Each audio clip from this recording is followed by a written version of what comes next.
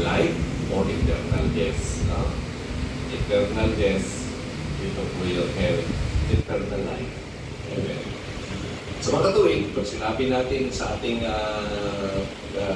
katekismo, sa mga katuwid, ang ibig sabihin ng eskaton, dadaan po tayo lahat dito. We will pass through this four things. Kaya pag mayroong burol, di ba?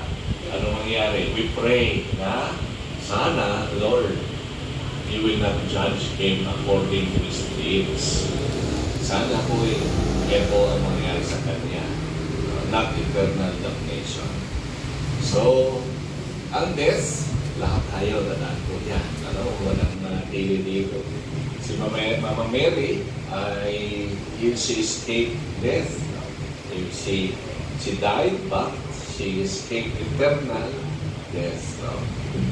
Kaya ang tuwing may burol, meron tayong bulaklak.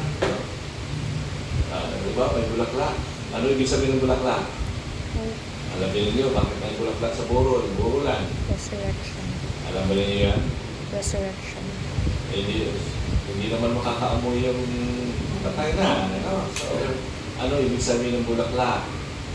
Tandaan natin, pag Lenten season, yun ay yung pagsisibol ng yung mga pagdadahon, di ba? Sa kanluran, namamatay kasi yung mga kahoy pagdating ng winter, di ba? Wala ng dahon. Naglalagan yan, autumn, kaya tawag doon fall. So pagdating ng winter, wala nang dahon na. Pagdating ng Lenten, ibig sabihin ng Lentine, no? Springtime. Ngayon, after ng pagdadahon, ang kasunod sa dahon, pamumulak-mulak. Kaya next, ang kasunod ng Lent ay Easter. Yun ang pamumulak-mulak na. Ang si Jesus, nabuhay na maguli sa Easter. Ito yung pamumulak-mulak. Kaya sa patay, meron tayong bulaklak. It's a sign of love, it's a sign of hope. Na sana, katulad ni Jesus, siya ay mabuhay na maguli. So, ang bulaklak, hindi yung sign of love ka. Lola, I love you, may bulaklak kami. Hindi po yun. Lola, we have hope in you. Hope yan hindi love. May bulaklak. Kasi Easter is pamumulaklak. At ito yung si Jesus naman, nabuhay na maguli sa panahon ng Easter. May ugnayan ang bulaklak at Easter. Okay? Kaya dito, kapatay, so meron tayong mga bulaklak. May ito mga symbol, mga signs, symbols. Kaya sana, sa judgment, ay maging maawain ang ating Panginoon. At dito sana siya. Okay? Pero four last things, so huwag kalilimutan yan. Nasa katekismo po natin, Katekismo ng Catholic Church, number 1020 to 1060 po yan. No? Four last things. Ngayon, pag-aralan natin si Mama Mary. No? Ayon po kay John Paul II, dahil ang assignment po sa akin ay eschatology, mga last things. Anong gagawin ni Mama Mary? May gagawin ba siya? Sabi ni John Paul II sa kanyang sulat, Redemptoris Mater, ay sinulat niya isang liham na sinulat niya noong March 25, 1987, halos 9 to 10 years pagkaluklok niya bilang Santo Papa natin. Namutan ko natin ito, si John Paul II. Anong sabi niya sa Redemptoris Mater? No? Sabi niya, Mary is the eschatological fulfillment of the Church. Ano yung sabihin ito? Si Mama Mary daw, sabi niya, siya yung eschaton. Siya yung end times. The fulfillment of the Church. Ito yung hangad ng simbahan na sana maging katulad tayo ng Mama Mary. Anong nangyari kay Mama Mary? Hindi siya dumaan po sa hell. No? Hindi na siya go to hell, but he was brought into heaven. Kaya naging huwaran si Mama Mary. Ayon po kay St. John Paul II, na sana ito po yung nagiging modelo natin, no? Si Mama Mary. Every time we pray that Hail Mary full of grace, ay sana maging katulad tayo niya. At ito yung tinitingnan ng simbahan. No? Sabi ni ni John Paul II she is the eschatological fulfillment of the church. Siya yung hangad ng simbahan na sa mga katulad sa kanya. Pangalawa, sabi ni John Paul II, kay Mama Mary, the church has reached that perfection. So, si Mama Mary pala ay imahe po na image of perfection, whereby she exists without spot or wrinkle. Kaya pala yung prayer natin kanina na we forgive our sins, purify us, sanctify us. We like Mama Mary because every time that we are sanctified and purified without spot or wrinkle, the church will be like Mama Mary, will go to heaven. So, pangatlo, sabi po ni John Paul II, Mary shines forth to the whole community of the elect, tayo po elect, mga binyagan, as the model of virtues. Kaya tuwing po tayo dumudulog kay Mama Mary, it is not only that we have prayed for us sinners now and at the hour of our death. Amen. So, we all desire also the virtues. Sana yung mga virtud mo o yung halimbawa mo dito sa mundo, sana matularan namin ikaw. Tandaan natin ang Our Father, Ama namin, the Our Father, is divided into two. Alam mo niyo ba yan? There are 7 petitions, but that is divided into 2 parts. Yung Our Father, who art in heaven, hallowed be thy name, thy kingdom come, thy will be done on earth as it is in heaven. Give us this day our daily bread. Hanggang doon, it is directed to God. That is the first part. And second part is directed to our brothers and sisters. And forgive us our sins as we forgive those who sin against us. Katulad sa Hail Mary, nahati sa dalawa. Ano yung dalawang bahagi ng Hail Mary? Ang Hail Mary, full of grace, the Lord is with you, blessed are you among women, and blessed is the fruit of your womb. Ay kahawag po yan sa Bible. Tapos, yung pangalawang bahagi, yun ang simbahan. Okay?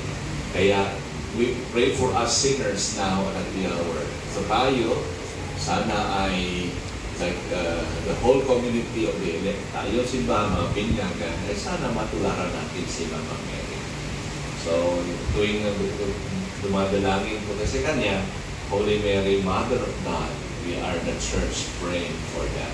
Pang-apat, Mary has already crossed the threshold between faith and that vision which is face-to-face. Narating na ni Mary yung tinatawag na face-to-face.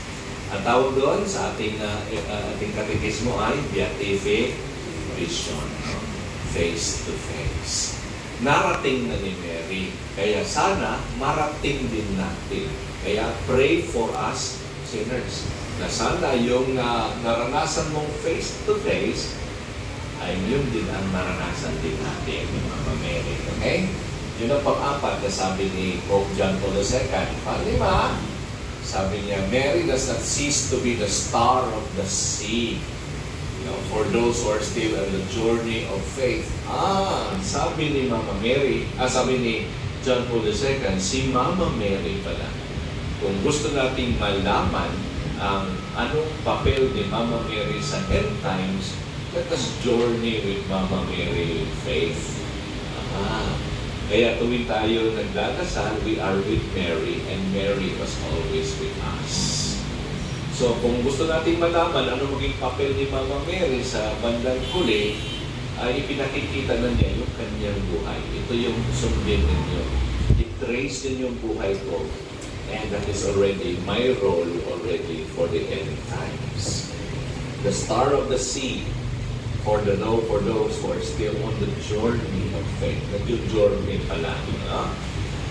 So, pang-anim, sabi ni John Paul II, Mary is the temple of the Holy Spirit. Bakit temple? Diba, bahay ng Diyos, ang temple, bahay ng Diyos. Kaya, anong ibig sabihin ng bahay ng Diyos, ang templo? Kaya dito, kinuha yung tinatawag na Ark of the Covenant. Bakit Ark of the Covenant? Bakit yung Ark? Sa lumang tipan, ang Ark ay, anong laman? Isang kahon po yung Ark, di ba? Yun ang pinoposesyon. Anong laman ng Ark? Kung kahon yun? Ten Commandments. Ten Commandments, yun ang salita ng Diyos. No? Ang salita ng Diyos ay nasa loob po ng kahon, yung ark na sinasabi. Ay si Mama Mary naman, ang salita naman ng Diyos na katawang tao. Kaya siya yung Ark of the Covenant. Di ba? Isa sa mga title ni Mama Mary sa ating litania, di ba? Ark of the Covenant, pray for us. Ganon din, sabi ni Pope John Paul II, siya yung temple of the Holy Spirit. Bakit temple? Dahil nagpakita ang anghel at ang sabi niya ay ikay maglilihi, you will have a child and you will be through the power of the Holy Spirit. So, pampito, sabi ni John Paul II, in Mary, the church learns now from her new motherhood and a new fulfillment. So the church gives birth to eternal life. Sabi ay, ang church is like a mother. Kaya tawag natin sa simbahan, inang simbahan. Bakit inang simbahan? Because we give birth ang simbahan. Give birth to what? Eternal life. When does eternal life begin? Kailan nag-uumpisa ang eternal life? Sinong makakasagot? When does eternal life begins? Ang makakasagot pagpuntang langit. Baptism. Kailan mag-uumpisa ang eternal life? Binyag. Binyag. Baptism. Punta kayo sa Kelvin. Eternal life begins in baptism. Sabi niya. Okay? Tandaan niyo yan. Hindi sa kamatayan natin. So, death is the beginning of eternity. Pero dalawa yung eternity. Eternal life or eternal damnation. No?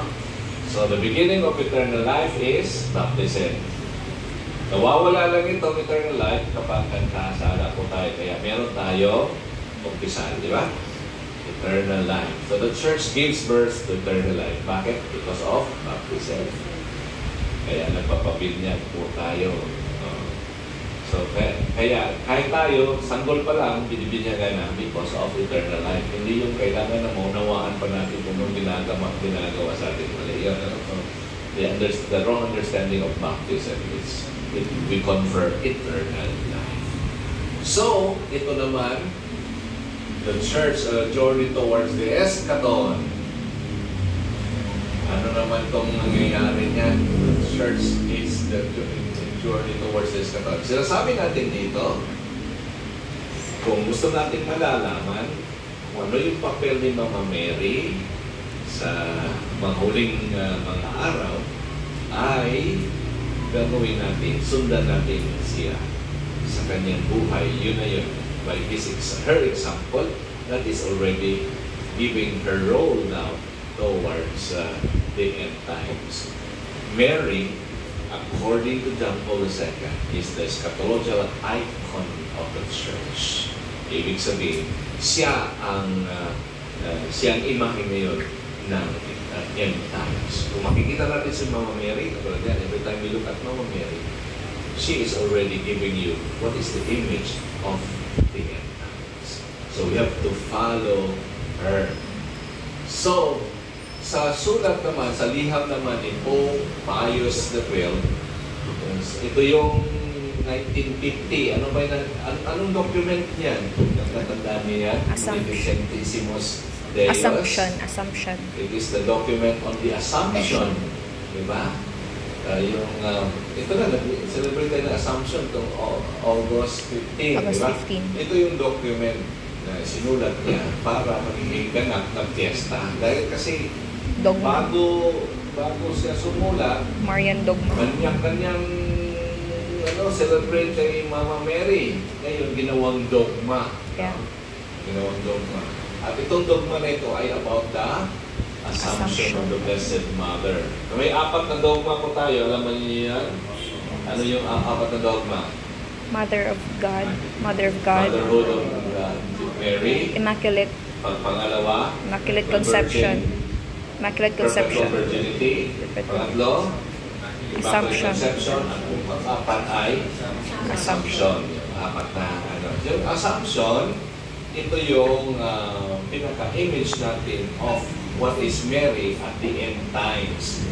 Kaya ito yung sabi niya, thus, while the Blessed Virgin is fulfilling in the most affectionate manner her maternal duties on behalf of those redeemed by the blood of Christ, the minds and hearts of her children, tayo, are being vigorously aroused.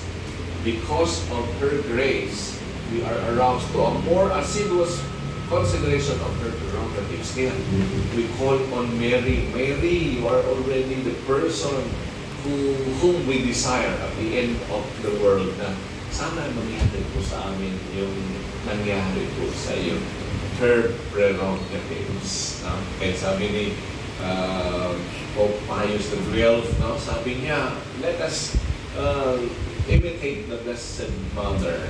At pangalawa, sabi niya, similarly, they have given special attention to these words of the New Testament. Hail, full of grace, the Lord is with you. Blessed are you among women, since they saw in the mystery of the Assumption the fulfillment of that most perfect grace granted to the Blessed Virgin and the special blessing that countered the curse of Eve. So meron siyang sinasabi. Sabi niya, tingnan naman ninyo si Mama Mary. At ano yun po? Ano po yun? Sa New Testament, Hail, full of grace, the Lord is with you. Ang sabi ng anghel, Hail, full of grace, the Lord is with you. Kasalin niyo nga ang Hail Mary. 1, 2, ready, go. Hail Mary, full of grace, the Lord is with you. Okay, stop. Napansin niyo anong pagkakaiba sa sinabi ng anghel?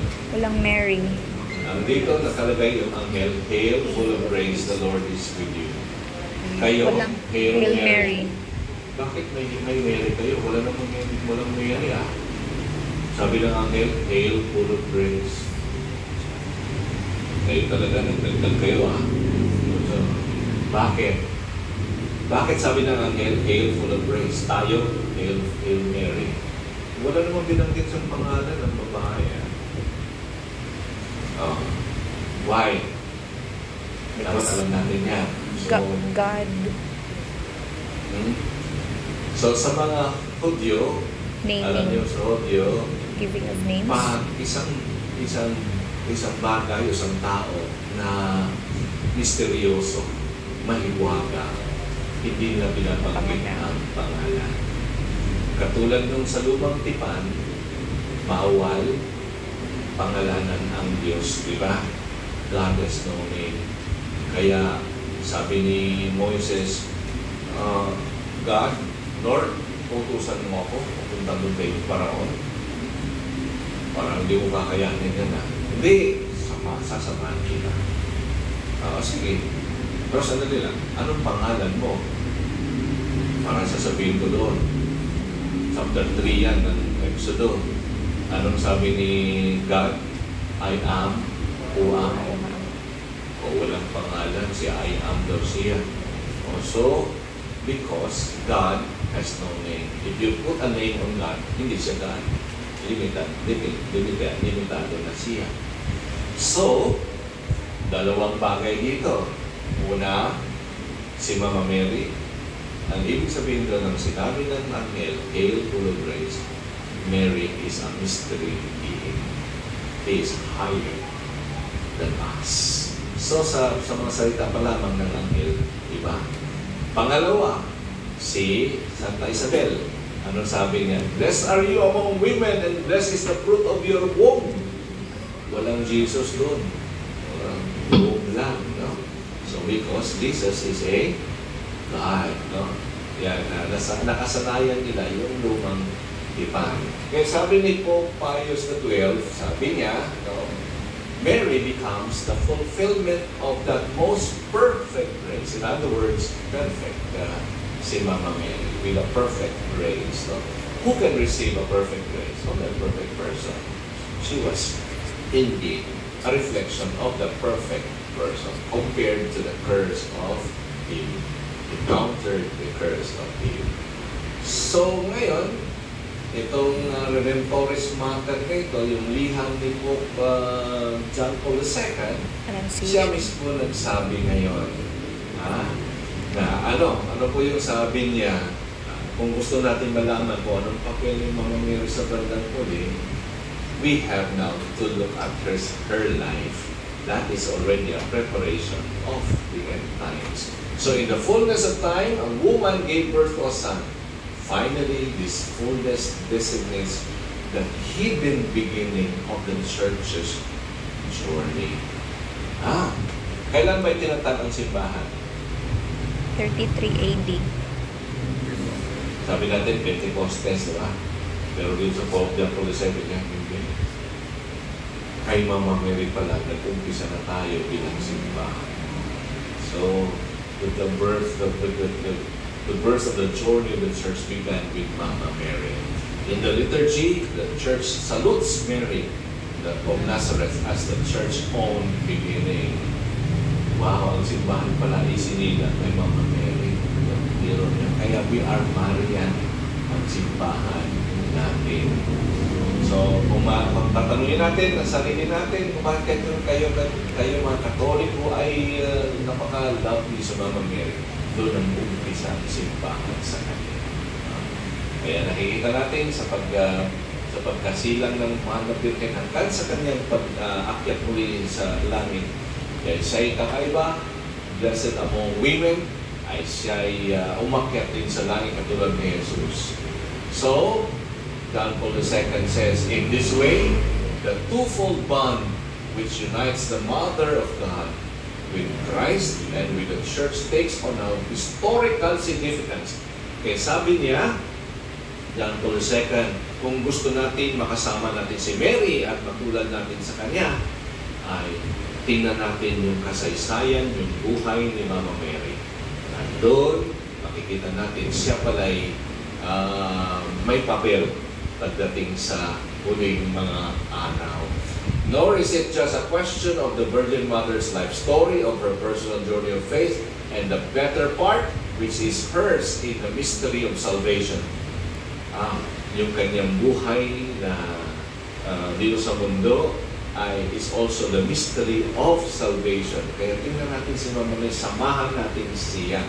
It is also a question of history of the people of God, of all those who take part in the same pilgrimage of faith. So we are pilgrims na si Mama Mary. So, natapos ko yung first part.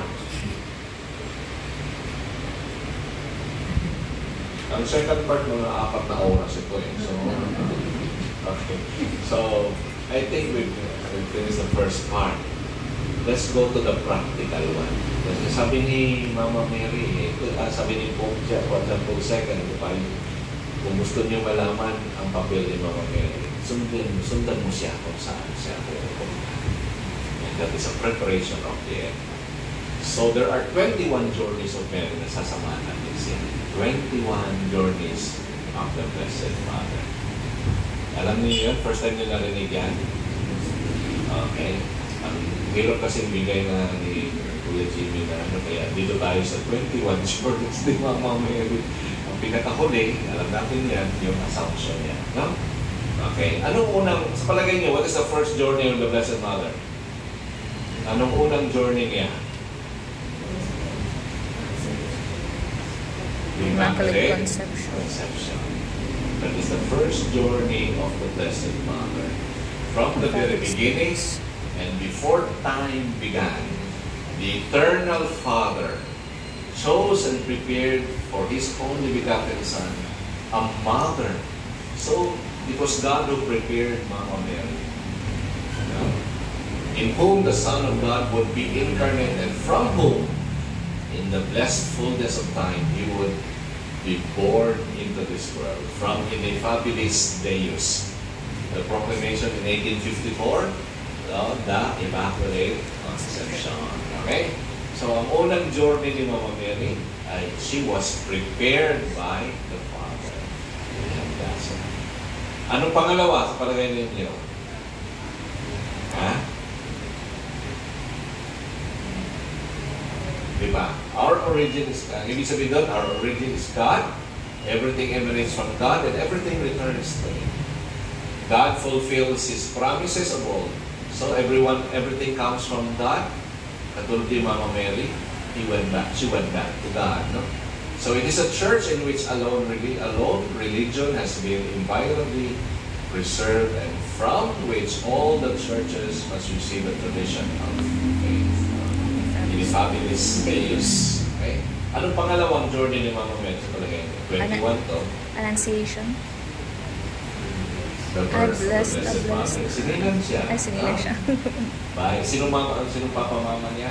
Saint Joachim and Joachim and Saint Anne. Okay. The Blessed Virgin Mary. Ano ibig sabihin doon? So, the journey is manifested through her human origins and nature. You see? Kung gusto natin malaman kung anong papel ni Mama Mary sa ating buhay at sa huling mga araw, be human. Be human. Ang salitang human ay hango po yan sa salitang Latin. Humus. Humus. Ano ibig sabihin ng humus? Soil. Soil, no? Ground. Kaya, ang man, from dust you come from, and unto dust you shall return. Ang human yan. Doon din hango ko rin yan yung word humility sa salita ng humus. Yung pag-humble, di ba? Ang humble, you look at the ground, di ba? Meron pag-humble na the ground. No? So, humble, human. Kaya, Mama Mary, her birth is September 8. Exactly 9 months after her Immaculate Conception. December 8 ang kanyang Immaculate Conception. December, January, February, March, April, May, June, July, August, September. So September 8 siya. Isinilang. Kaya, birthday siya last week, di ba? Last week. Maraming nagsimba. Talaga, birthday ni Mama Mary. She is the art of the covenant. You know? And the dawn, sabi sinabi, ay dawn of salvation. Thank you, Mama Mary. From the letter of Paul to the Galatians, chapter 4. Which is the dawn of salvation. A woman shall bear a son. No?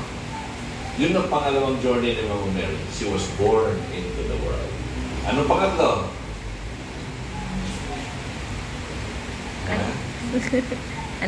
Dialogue with the angel, which is the Annunciation. So God speaks. No? Nang nagsalita yung anghel, ito yung nagpapahiwatig na God speaks. Siya yung unang nagsalita. Hail, full of grace. So God speaks pala. So Mary is the symbol of man as capable of dialogue. So, tularan natin si Mama Mary. Nag-dialogue siya. How can this be since I have no relations with the man? Paano yun? And the Holy Spirit will come upon you. And the power of the Most High. So, dialogue. That's why we have to dialogue with me. Like Mary, we have to dialogue with God. Kaya kayo, nagdasal kayo. Dialogue kayo eh. Diba? Kung gusto niyo matulad kay Mama Mary the end times, we have to dialogue with God. You know? And the special place of Mary as revealed in the greeting of the angel. So, we have the vocation of dialogue. Kaya tayo ay dapat mag-dialogue kay God. Yung iba, hindi na. Ang dialogue nila, TikTok eh. So, hindi na kayo. Pangatlo, pangapat, anong sa palagay niyo? May nahulaan na ba kayo? Anong pangapat? Visitation. The visit of Mary to her cousin Elizabeth. So yung journey niya, layo ano? Galing Galilee to Judea. Nang malaman ni Mama Mary na nagdadalang tao na si Santa Isabel, ito sa Mama Mary. Agad-agad siya umalis. Alam niyo gano'ng kalayo yun? Sino nakapunta na ng Israel? Mula dito hanggang Pampanga siguro, yung San Fernando, Pampanga. At nilakad lang niya yun. So, gano'n. Ang bahay ni... hindi yun sa... kung nandaluyong tayo, hindi sa Guadalupe yung... hindi. Malayo. Nasa 2 hours yan by bus. No? So, ganyan kalayo. Nang malaman niya na nagdadalang tao ito, nasa pang-anim na buwan na, agad-agad pinuntahan ni Mama Mary. No? At nasa Biblia din yung December 25. Magpapasko na tayo, nasa Biblia. Saka na lang natin yung usapan. Sinasabi ng mga iba't ibang sekta, no? Ay, may mga Katoliko, hindi kayo wala yan sa Biblia yung December 25. Meron. Nasa Gospel of Luke yan. No? So, hindi natin na mahabatin yun. So, 6 months daw na tao. Yun ang isa sa mga pinakawag yan eh. So, Mary journeyed in haste. That is the life, a dynamic life. Kung gusto natin maging katulad ni Mama Mary at the end times, we have to live a dynamic life. Hindi yung walang kalatoy-latoy, no? Walang kalatoy-latoy, no? Pag-agsik pa tayo, ayusin natin pag-sika. Yung iba naman, darating na, huli-huli na eh. Hindi man lang, walang gospel, walang man lang community, at wala niyong pag-aalay. Yung iba makain, yung iba doon na pumipila na nga eh. Kung dating ay, pumipila pa. Tapos pagkapila, lumalabas din. No?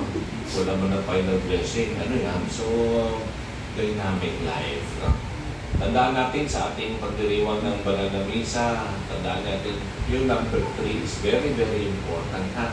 Para sa mga Hodyo, 3 is reserved for God. Kaya meron tayong Trinity, yung one God, Father, Son, Holy Spirit. At sa misa, kaya tinatawag natin highest form of prayer, hindi lamang na ito'y ginugunitan natin doon ang yung pagkamatay ni Jesus sa krus, kundi that is a prayer of praise to God, number 3. Alam niyo ba yung from the beginning until the end, puro number 3. Pag nagsimba tayo, sino mga lektor dito? Sino mga lektor? Ayan. Alam ba ninyo yan? Yung lay minister, sino lay minister dito? Meron? Wala.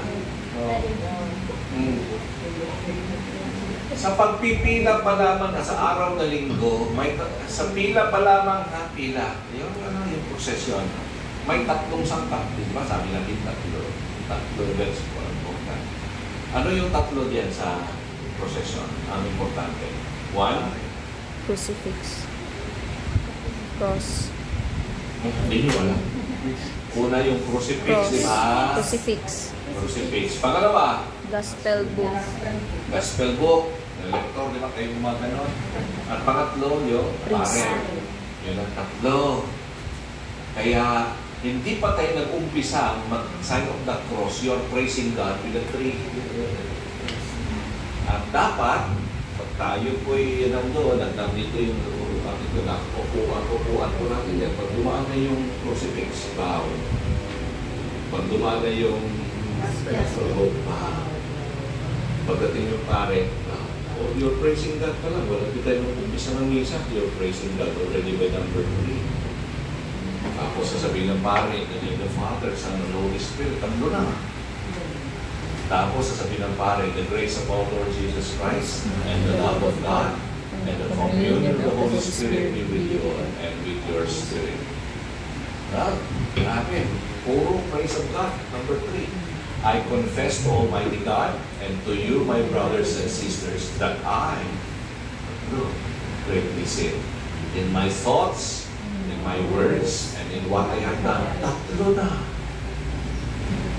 Through my fault, through my most grievous fault. 3, praise God. Kung alam natin yan, we will always mention that it's a praise of God pala to say those words. And you, forgive us all. Therefore, I ask the Blessed Mary, ever Virgin, all the angels and saints, and you, my brothers and sisters, 3 naman po to pray for me to the Lord our God. Tapos sasabihin ng pare, 3 phrases. And may Almighty God have mercy on us, Forgive us our sins And bring us to everlasting. Tatlo. Again, you're praising the Trinity. Diba? Tapos, Glory to you, O Lord. Lord, have mercy. Christ, have mercy. Lord, have mercy. Tapos, sinong lector dito? Ilang readings sa Malindo? Ilang readings? Anong dalawa? Tatlo. Anong dalawa? First reading. Second reading. Gospel. O tatlo. You're praising God. Kaya, let's go. Ilang beses ba kayo o tayo? Ilang beses ba tayo nag-sign of the cross? Tatlo. Tatlo. Sa umpisa, in the name of the Father, the Son, and the Holy Spirit. Amen. The Lord be with you. A reading from the Holy Gospel according to Matthew. Glory to you, O Lord. 1, 2, 3. The second time you make the sign of the cross. The final verse. At pangatlo, the Lord be with you, and may Almighty God bless you, the Father, Son, Tatlo. So, huwag kang tumakas pag natanggap mo ng banal na pagkinabang, yung pa tumatakas na yun. Oh, you missed the third one. You didn't praise the Lord. Ito, 1, 2, 3. Tatlo. Tatlong reading sa pag-araw ng linggo. First reading, second reading, and the gospel. Tatlong readings yan. Tapos, ano pa? Pray, brethren. Tatlo din yan. Pray, brethren, that my sacrifice and yours may be acceptable to God, the Almighty Father.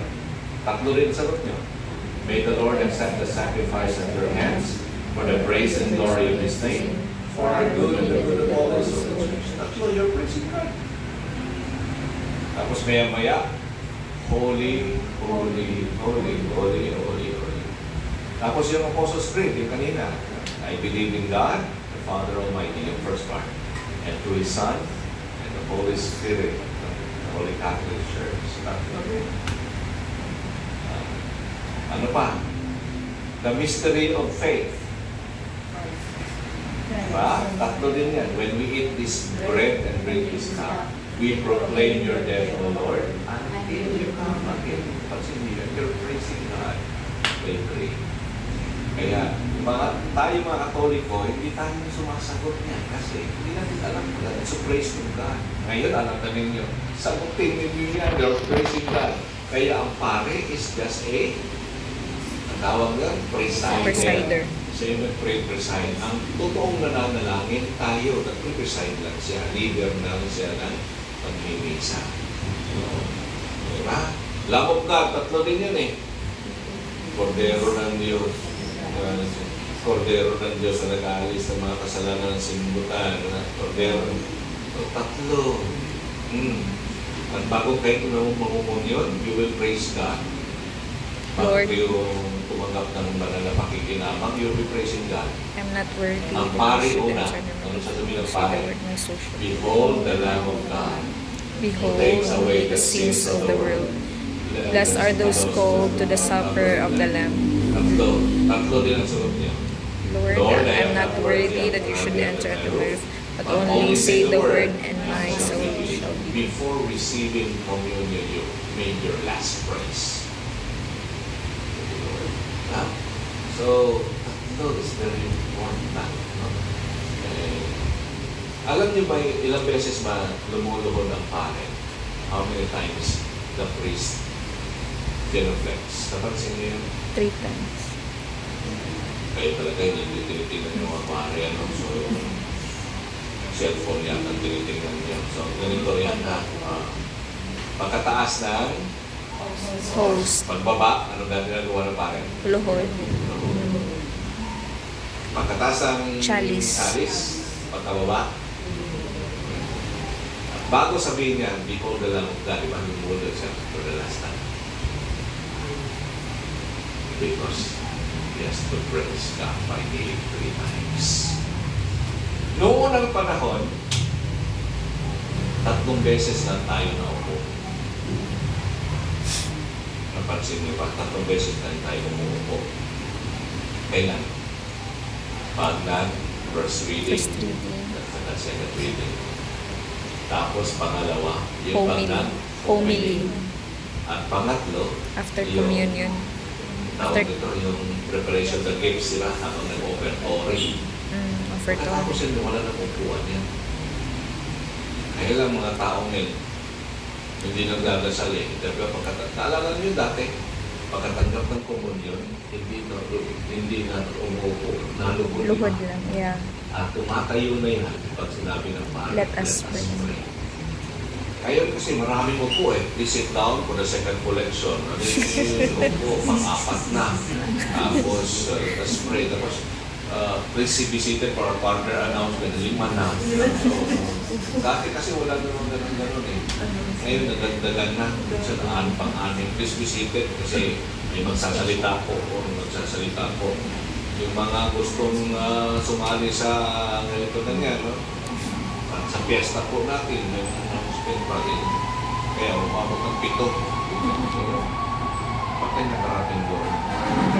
Ito na. So, visitation. Mary went in haste. No?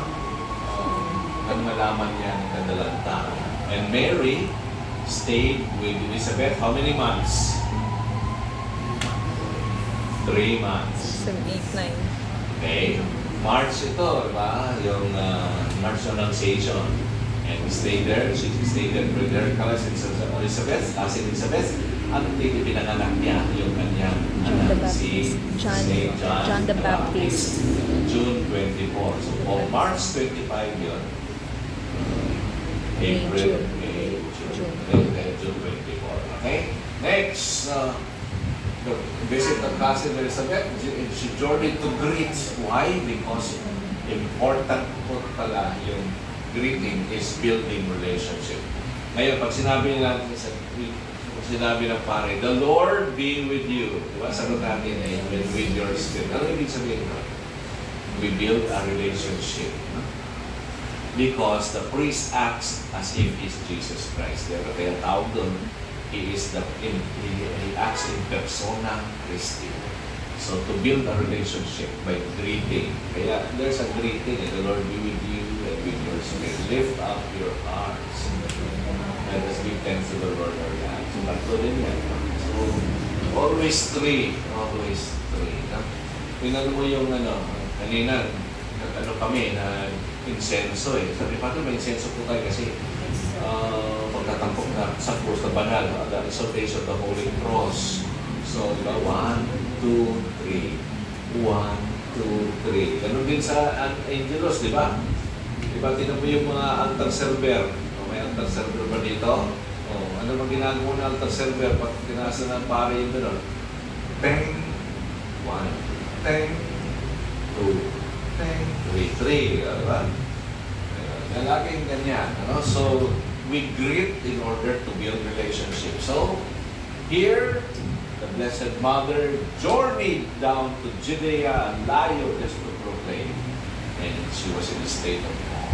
Hindi makapaniwala si Mama Mary sa lahat na ito. Anong milagro dito na nakita niya? These are the 2 women with miracles. Si Elizabeth, what was the miracle there? Left to Matanda na siya. In biblical calculation, 78 na siya. 77, 78. Nanganak pa. Mama Mary, walang relationship naman, no? But there was the miracle. Another one, that's 5th journey, the census, no? Nagpa-census, nagpatala sila, di ba? Bumaba sila sa Bethlehem, no? And so, that's the human challenge ngayon. Buntis siya. Pang-siyam na buwan na, di ba? That's the human challenge. Tayo, dumadaan tayo sa mga hirap, no? The human challenge. Sa kanya, pregnancy. Then there was the environmental challenge, the winter cold, no? Malamig. No? And the hospitality challenge, knowing walang matutuluyan, di ba? Saan sila humantong? Sa Sabang. Okay? What's the number 6? Journey. flight to Egypt. Flight to Egypt? Ay, journey to the manger. Hanap sila ngayon, doon sila sa Samsama. What's the meaning of that? What is Mama Mary telling us? She tells us that we have to be simple, the simplicity of the sign. Then, pangalawa, the silence of the Holy Family. Dito lang tayo sa Samsama, tahimik pa. Symbol of silence. Kaya katulad din sa misa, lumapit kanina ang isang Father, ano bang tama? Kailan kami hahantong sa pagkakanta? Sabi ko, iklian na yung kanta pag nagkokomunyon. Kahit marami pa, Father, huwag kumanta ng kanta. Bigyan mo naman pagkakataon ng pray ng tao in silence. Ang ingay ninyo So, kumanta. Ang center of attraction ay kayo na, hindi na yung silence. Alam niyo sa GIRM, the General Instruction of the Roman Missal, ang tawag doon ay sacred silence. Ngayon ay bala, kanta, basta ganado kanta. Ang mga tao na nakatingin na sa iyo, wala na kay Jesus, you are already distracting. Ang tawag doon sa mga, that is the evil's advocates. To redirect the people. The choir sometimes is an evil advocate. The devil's advocate yan. Instead of focusing on Jesus, ang galing nilang kumanta. Ang lakas ng boses. Ayan. The focus is on Jesus. Sila natuloy. Give silence. Contemplation on the face of God. Look at it. They can contemplate on the face of God. Alam niyo po pag tayo na mo yun, let's look at Jesus. To see Jesus is to see the Father, di ba? Sabi ni Jesus. Feel it.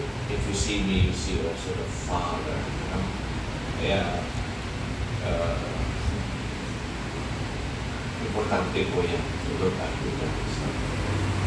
Then, Mary, the seventh journey, she was together with the angels. Anong ginawa? Mary's hospitality to the first visitors from Israel. So Mary became hospitable. The shepherds come from Israel. And so that was the journey. She journeyed with the angels to discover this Jesus.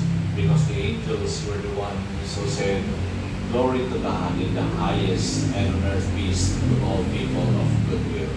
So Mary's poverty, through the swaddling clothes around Jesus. Poverty, the journey towards poverty. Ayan. It's nice to be simple but not desperate. Iba yung desperate naman. Hindi naman na will ni God maging desperado. To be simple. Iba yung simplicity. So, third, Mary lays Jesus in the manger because there was no room in the inn. So the stable was a bigger room. Kaya hindi sila dyan ni Jesus na doon sila sa room. Kasi pag nasa room, hindi niya magkakasya ang mga visitors. Kaya sadya na sa open, maraming makakadalo sa bata. No? That's why the journey. No? What is the number 8? Sino what's that 8th journey? Flight to Egypt. If this is the hospitality of the visitors from Israel, the 8th one is the Magi. They are the people who are foreigners. From West. Yung una, galing sa Israel. The foreigners. No? So Mary's gift to the Magi, anong gift ni Mama Mary sa kanila? The face of Jesus. Wala kami may bigay dito kundi mukha ni Jesus. And they worship with their gold, frankincense, and myrrh. So Mary's hospitality to the wealthy people from the East is Jesus Christ. No? and her hospitality. Kaya if you want to be with Mary, if you ask her, Mama Mary, anong maging role mo sa bandang huli yan? Just follow my life. Be hospitable and encounter Jesus and always be there to give the face of Jesus to others. That is already what. Next, anong palagay niyo?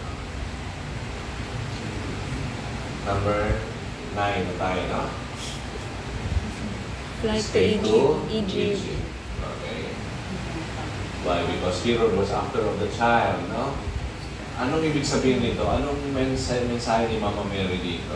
Nako, sabi niya, she journeyed to keep the child, faithful to commitments. No? Kahit anong mangyari, she has to take care of the child. So we have to take care of our faith in Jesus. Take care of Jesus in you. So she journeyed to be in a foreign land. Hindi madali, ha? They stayed in Egypt, how many years? So many years, diba? Hindi lang 3 linggo, 2 araw. Hindi, years. So they waited for the death of Herod, diba? So they journeyed to the foreign land. Wala silang kilala sa Egypt. Subukan mong pumunta sa isang lugar na doon ka maninirahan, wala kang kilala. Ang hirap yan, ha? So, but you see here, is the first journey of Jesus on the pagan territory. Ang unang pagtahak ni Jesus sa isang Gentile pagan territory. Hindi madali po yan. Naranasan na rin yung pumunta sa isang lugar na wala kang kilala at doon mo kayo maninirahan. Ang hirap yun, ha? So she journeyed with a life of discomfort. That's why Mary teaches us to be living in discomfort and we learn how to appreciate the gifts that we have. No? Ano number 10 sa palagay ninyo? After the escape of Egypt? 11 na lang, no? The next one, bumalik sila. No? From Egypt, na namatay na si Herod, nagpakita ng anghel, you can go back now. No? Into the dream in Joseph. No? So, what is the message? So, they journeyed back home with uncertainty. Bumalik sila, wala na. Hindi nila alam ngayon because they stayed for a long time in Egypt now. Hindi na alam kung ano mangyayari sa kanila. It was a journey of uncertainty. Naranasan mo rin yung magbiyahe na hindi mo alam kung saan ba ito. So, uncertain, no? Hanapin mo. We're going back to our roots. Balik tayo sa ating roots. Maganda po yan kasi we have to go back to our roots eh. Saan tayo nanggaling. Kaya sabi natin, minsan nagsasabi yung mga tao, Father, parang ang galit ko, hindi ganito eh. Ewan ko, saan ka nanggalit ko? Saan ko lang minanat? Hindi ako ganito eh. Mabait ako dati eh. Ngayon, ang sumit ko lang. So, go back to the roots. Mary teaches us to go back to the roots. Journey with fear, being vulnerable. Hindi nila alam what will happen to the child. So the journey as a family, no? Walang iwanan tayo, basta let's go back as a family. Maganda. The journey back to Nazareth. Okay, 11 na lang, no? Anong next palagay niya? Yung nawala si Jesus? Yeah. So, the presentation of the temple. Present mo na nila si Jesus sa temple, di ba? Who met Jesus? Who met the family? Simeon. No? Dapat baby pa siya dyan. Journey, no? They journeyed to submit to the law of Moses, fulfillment of the law. So, they have to fulfill the law of Moses by presenting Jesus in the temple. Di ba? Ito yung fourth mystery of the joyful mystery. The presentation of Jesus in the temple. Sila na-present yan. Si Mama Mary ang nagdala. And then, the journey to make Simeon witness the fulfillment of God's promises. Naging saksi si Simeon. God fulfills promises pala.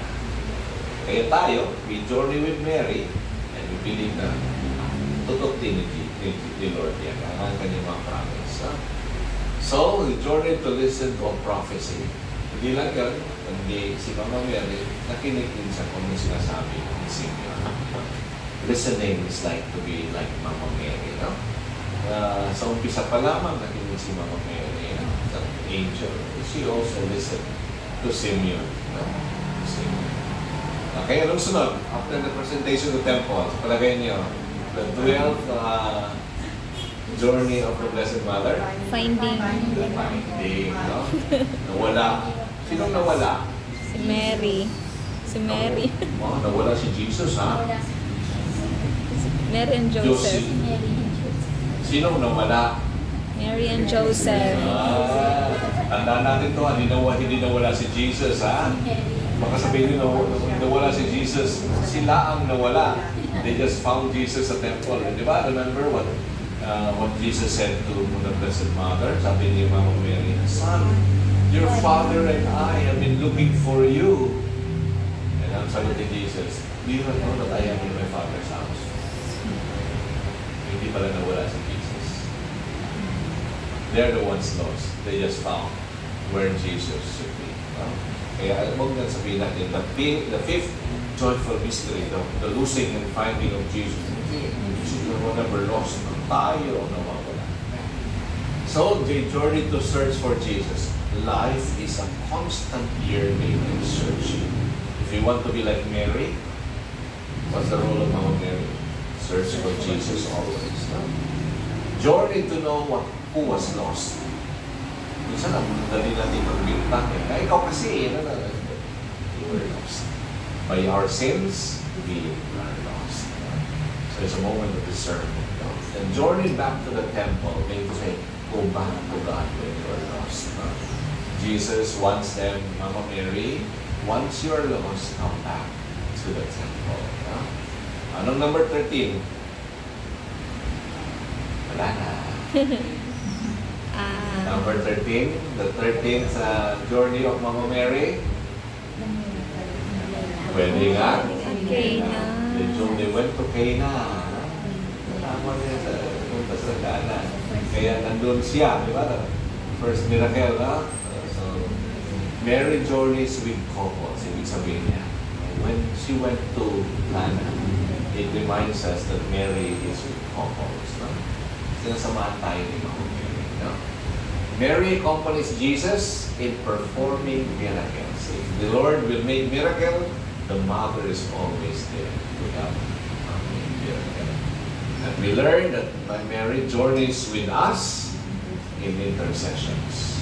Paano niya sinabi, paano nag-intercede si Mama Mary dito? Son, they have no more wine. Okay? Mama Mary intercedes. Number 14, ano kaya? Mary went to see Jesus amidst the crowd. Alam niyo, nagsasalita si Jesus sa crowd. May lumapit na, your mother and your father, your brothers are looking for you. Anong sagot ni Jesus? Who is my mother? Who are my brothers? The one who listens and acts on His word is a mother and brother to me. So Mary teaches the person to go to Jesus. Puntahan mo si Jesus, sabihin mo na, I'm looking for you. Sinabi ng tao, teacher, your mother is looking for you. Ano ginawa ni Mama Mary? Pinalapit niya yung tao. Hindi naman kailangan na hanapin si Jesus eh. Nandun naman lagi si Mama Mary, but he wanted the person to be closer to Jesus. So, that's why he teaches the person, Mary teaches us to go to Jesus. No? Kaya ad Yesum per Maria. So, Mary and the Word are inseparable. Kaya sabi ni Jesus, the one who keeps my word and acts on it is a father and a brother, sister to me. So Mary journeys into the crowd. So, meaning to say, there's a difference between the disciples and the crowd. The crowd, yung mga spectator lang, yung mga dumadagdag. Mary is there, no? To be in the crowd. Okay, number 15. Saan sa palagay niya? Number 15, Mary journeys to the feast. No? Uwi may Passover, di ba? Pupunta sa Jerusalem. No? Well, Tabernacles, Feast of Tabernacles, they always go to Jerusalem. Mary's frequent en route to Jerusalem with Jesus for the feasts. So, nakita natin yan sa Biblia, no? Lagi silang pupunta sa Jerusalem. So, Mary's acquaintance with the temple of Jerusalem. Because later, what will happen? Mary will see the imminent shift to the new temple. Ano yung new temple?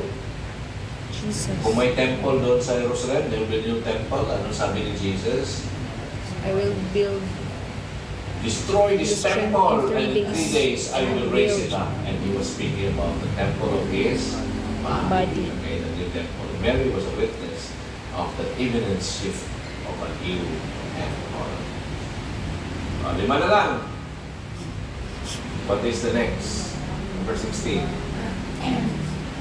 16th journey of the Blessed Mother. Mary Calvary. with Jesus in Calvary. Veronica. Okay? So, Mary journeys with Jesus. Sinamahan niya si Jesus sa kanyang pagpapasana ng krus. So, Mary will always be with us in our daily life. She journeyed to share the Paschal mystery, sharing that that is more than knowing the other. A person doesn't only know, but shares. And Mary will always share in our suffering. So, tama yung sinabi ni Pope John Paul II. Gusto niyong malaman kung anong papel niya sa bandang huli, ay sundan mo lang siya sa buhay niya. That's already accompanying us. No? Journey to show fidelity part of a disciple. No? She journeyed to be a witness. Kaya kailangan natin maging witness of Jesus Christ. Okay? Number 17. Jesus. Mary wipes. Mary journeys with the new son. Son, this is your mother. Behold your mother. This Behold is your son. May bagong mother na siya at bagong son. Sino yung son? The beloved disciple. The beloved disciple. Mary shifts attention to the new son. Sabi ni Jesus, son, behold your mother. Mother, behold your son. Okay? So Mary journeys into a new home. And we were told, as a gospel po yan, and the disciple brought her into her home. Okay? So Mary journeys to a new home, the care of the disciple. No? And Mary continues to receive the compassion and love of Jesus through the Son, who was Saint John. No? Number 18, ano pag sa palagay niyo? Malapit na tayo matatapos. Descent of the Holy Spirit. Dapat kung ano ninyo to, perfect na niyo. Ano? Descent of the Holy Exam Spirit. ba tayo? After this, mag-exam tayo, ha? Okay. Pwede na ba akong mag-teacher? Pwede ba? Pwede. Sige, mag-apply ako. No? Number 18. Anong number 18 kaya? Descent of the Mary's Holy journey with Jesus. Jesus to his death. Jesus dies. No? Hindi iniwanan ni Mama Mary, Jesus. No? Mary's role in one's death and final journey. Katulad ng ginawa ni Mama Mary sa kanyang anak, she will also be there also for us. No? Kaya we always pray the Hail Mary every time mayroong purol. No? Mary journeys with humanity, with care and intercession. So Mary's presence in the dying and the hour of death. Ito yung sinasabi natin kung bakit sinasabi natin, Holy Mary, Mother of God, pray for us sinners now and at the hour of our death. Bakit sinasabi natin yan? Because Mary accompanied Jesus to death. And kung tanungin niyo, bakit sinasabi natin yun? Now and at the hour of our death, because Mary was there when Jesus died at the hour of his death. She did not leave Jesus. Dito natin kinuha yung pray for us sinners now and at the hour of our death. Okay? Number 19. Resurrection. Dalawa na. Resurrection. Okay? Ay, tomb. Mary's unique journey to the tomb. Resurrection. Sinong una nakakita kay Jesus na siya yung nabuhay na muli? Mary. Si Mama Mary. Anong prueba ninyo? Anong prueba ninyo? Folded. Tubig. forehead nakalagay sa St. clothes. John, nakatupi na. So, somebody was there when Jesus rose from the dead. At ipinagdiriwang natin to sa pamamagitan ng Salubong. salubong. Di ba may salubong? Sino lang sa salubong doon? Si Mama Mary at saka si St. John. Di ba? Si Jesus, di ba? Kaya magtanong kayo, bakit may salubong? Imposible naman, Jesus ko naman. Sa lahat na ito, si Mama Mary pang huling malalaman, ang makakalam na siya yung nabuhay muli, sabi dapat na, Mama, tandaan mo ito, Ma. 13, ako'y. That's why Mary was there. Kaya, ano sabi ng St. John? Nandun sa Bible yan. Nakatupi yung nakabalon yung lino na ginamit. Bakit nakatupi? Ibig sabihin, may tao doon na si Jesus ay nabuhay na muli. Sino yun? The mother. No? So Mary as the first witness of the resurrection. Pero sa ating hindi nakakubli yan eh. Si Mary Magdalene yun eh. Pero hindi, Mama Mary. Okay? So Mary begins a new phase of her mission through the resurrection. Iba na. Because of her faith. Siya ngayon having that faith. So Mary's entry into the new community now with her son through faith now is called the church. Number 20 sa palagay ninyo. Resurrection na ito. Descent of the Holy Spirit. Okay. The upper room, the descent of the Holy Spirit. Mary's presence in the upper room. Hindi din niya iniwanan ng mga 11 apostles. No? Mary accompanies the church and she is also in the church. No? Hindi lang accompany. No? Mary waits and anticipates the coming of the Spirit because she believed the promises of her son. Nandun si Mama Mary dahil naniwala siya. Promise ni Jesus na kanyang anak yun eh. So, Mary journeys with them. And Mary remains to be the perfect disciple. One who continues to listen. The word disciple comes from the Latin word discipulus, which means student. Student, no? Student. Kaya tayo, we will always be students until our death. Walang graduation dito kay Jesus, ha? We will always be. Alam na rin yan, number 21. Assumption. The final journey. What's the final journey? Assumption. The assumption into heaven. No? Final journey. Mary accompanies the church now in her assumption. So, Mary waits and anticipates the coming of because of the promises of her son. Ay, bakit nabalik yan? So, anyway, she accompanies the church. Okay? So, we have 21 journeys of the Blessed Mother. No? So, you see here, I divided it into two parts. If you want to ask the question, what is the role of the Blessed Mother in the last days? Mary would just tell us, according to John Paul II and Pope Pius XII, look after the traces of her life. That is her role at the end times.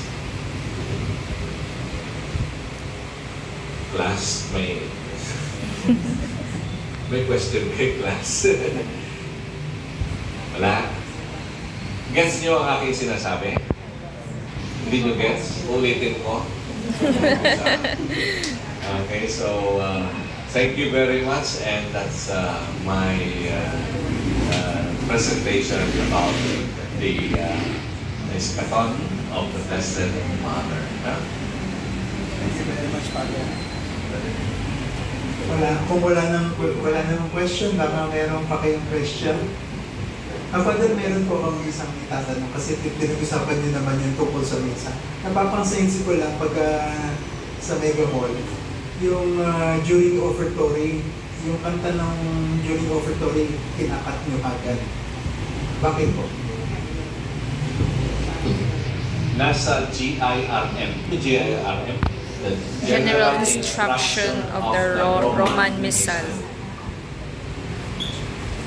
Para alam niyo po ganito yun. Nung nagkaroon kayo ng pandemic, lahat shortcut eh. Kaya sumulat si Pope Francis na isang liham na ang pinamamagatan Desiderio Desiderari. Ang ibig sabihin doon ay ibalik natin yung proper sa misa. Isa dito, yung operatory. Pagkaupo after the prayers of the faithful, lahat ay pupupo at magpo-koleksyon. Habang naka-koleksyon, nagpo-koleksyon ay yung pare maghihintay. Dahil ang i-o-offer ay alin-alin ang i-o-offer. Ang importante yung tatlo. Una, yung mga nakolekta ay ino-offer. Ngayon, nawala na yan. Ang nangyayari, kolekta, diretso sa bilangan. Hindi, dapat nakalagay sa basket. pwede hawakan mo ng kalihan. Puntahan natin yung GIR. Para pagkabayan, no? Kasi, yung tanong kanina ay may kaakibat na ano yun nakadugtong po yan hindi lang isang bagay. Dahil papaliwanag ko sa inyo, ha? Papaliwanag ko GIR.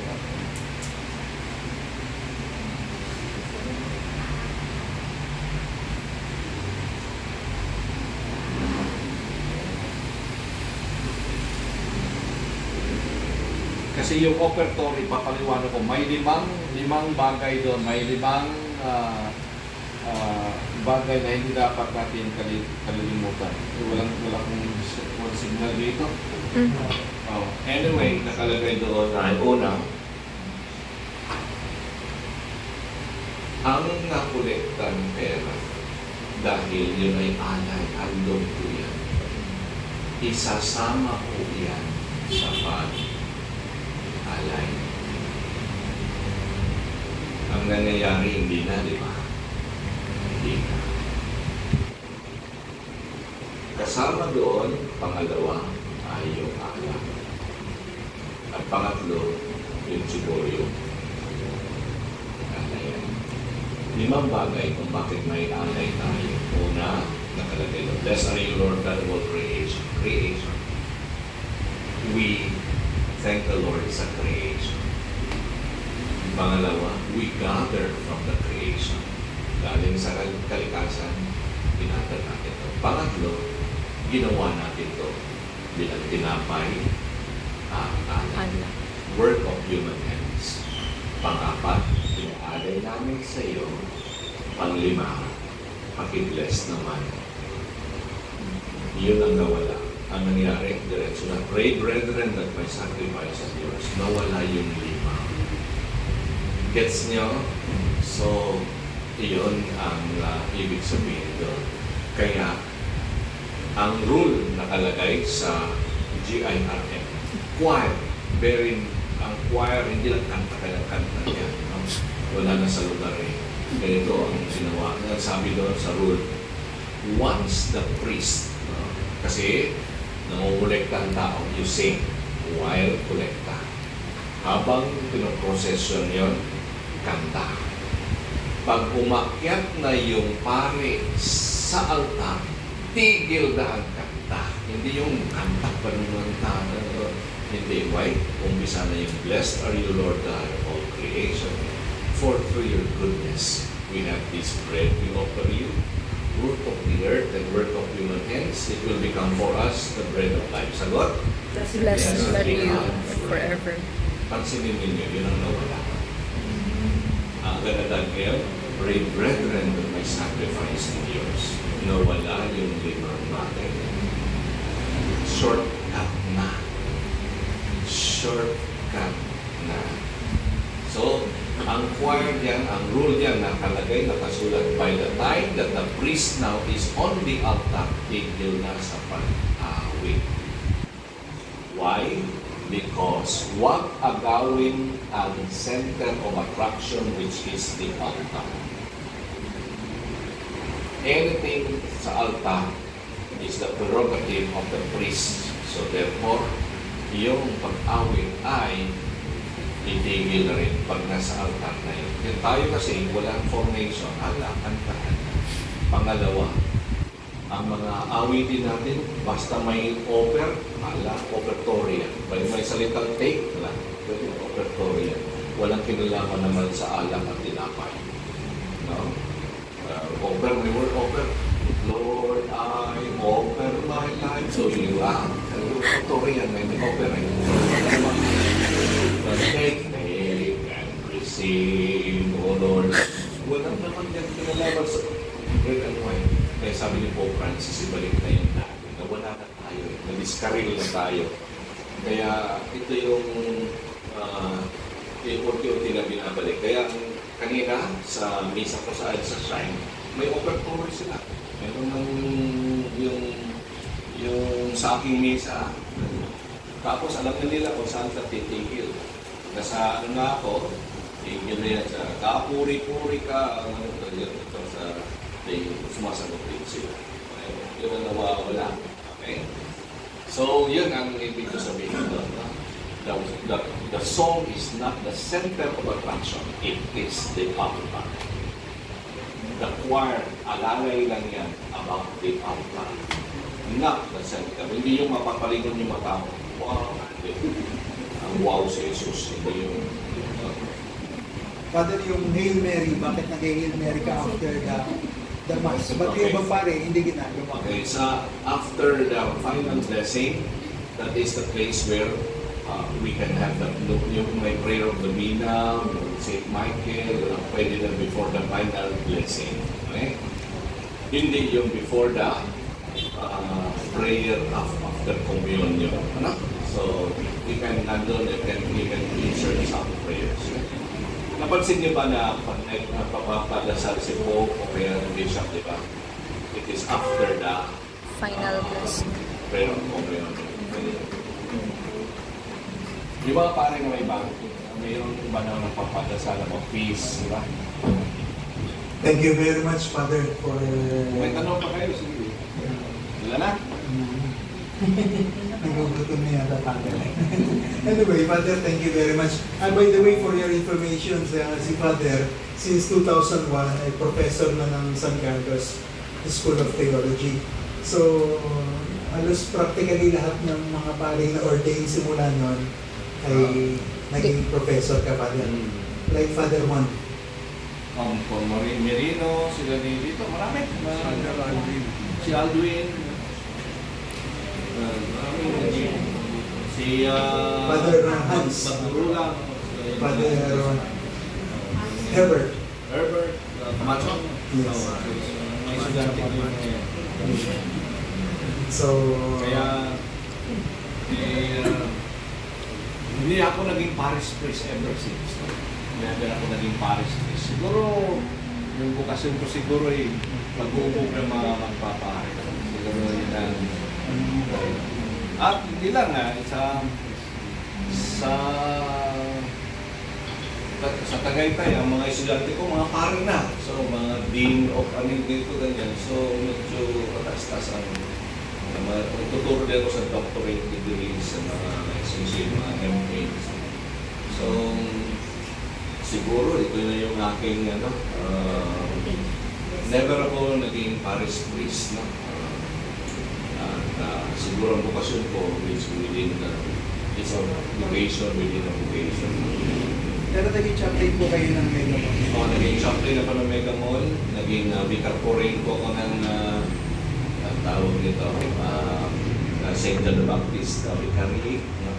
Saklaw ko yung Edsa Shrine. Dito kami dyan, Edsa Shrine, Mega Mall, St. Francis, Santuario San Jose, tapos Mary the Queen, tapos Santo Cristo doon sa bandang San Juan, at yung St. John the Baptist sa Pinagdamanan sa Pito ang so nag-resign lang ako nung ginawa kong rector ng seminary kasi mahirap yung rector ka tapos ikaw ay chaplain.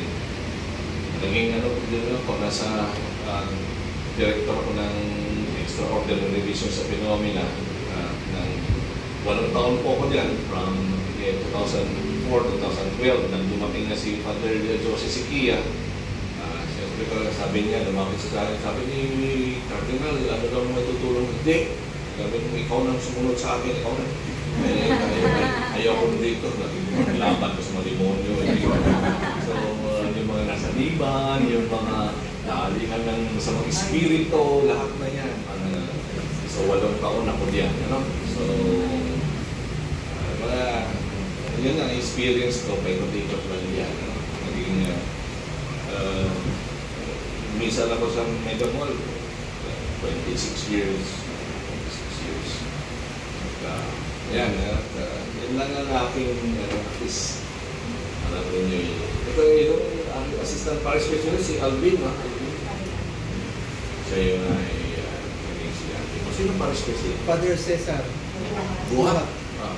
Si Father Cesar Buhat, nauna sa akin ng 2 taon. Late vocation yan siya eh. Cesar Buhat. Magkaklase kami sa iba't ibang subject. Sila ni Bishop Milo ang magkakaklase. Bishop Milo na Bishop ng Pasig. Sila. Father, thank you very much, Father. On behalf of the Marian Cemetery, Father, maraming salamat po. Tanggapin niyo po yung namin Father. Thank you very much po. Thank you very much. Thank you.